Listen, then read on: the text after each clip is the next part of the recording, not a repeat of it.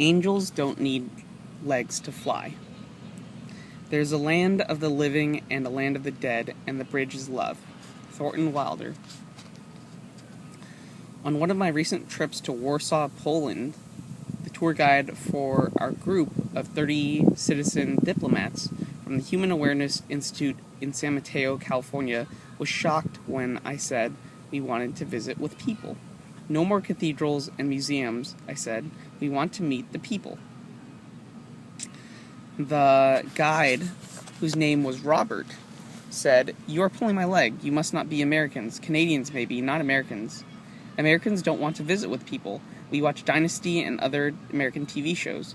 Americans are not interested in people. To tell you the truth, so tell me the truth. You are Canadians or maybe English, yes?" Sad to say, he was not kidding. He was very serious. However, so were we. After a long discussion about Dynasty and other TV shows and movies, and admitting that yes, there are many Americans like that, but many more who are not, we were able to convince Robert to take us to visit with people.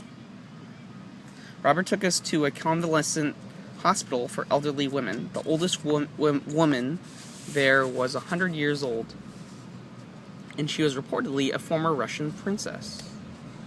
She recited poetry to us in many languages. Although she was not very coherent at times, her grace, charm, and beauty shone through, and she didn't want us to leave, but we had to. Accompanied by nurses, doctors, attendants, and the hospital administrator, we got to hug, laugh with, and hold almost all of the 85 women in that hospital. Some called me Papa and wanted me to hold them. I did, and I cried voluminously as I saw the beauty of their souls in their withered bodies. However, the major shock of our tour was the last patient we were to visit. She was the youngest woman in the hospital. Olga was 58 years old. For the past 8 years, she had sat alone in her room, refusing to get out of bed. Because her beloved husband had died, she no longer wanted to live.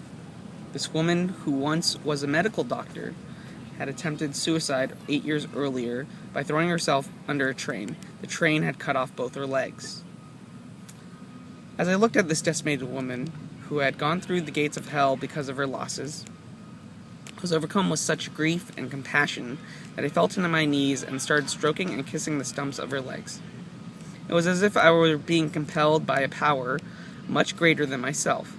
As I was kissing and stroking her, I was speaking to her in English. I only found out later that she did indeed understand me, but that was irrelevant because I hardly remembered what I said.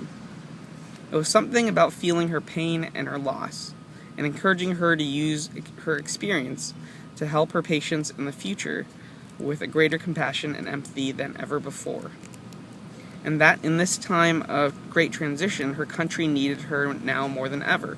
Just as her country was ravaged and decimated and was now coming back to life, so must she. I told her that she reminded me of a wounded angel, and that the Greek word for angel, angelos, means messenger of love, servant of God. I also reminded her that angels don't need legs to fly. After about 15 minutes or so, everyone in the room started sobbing.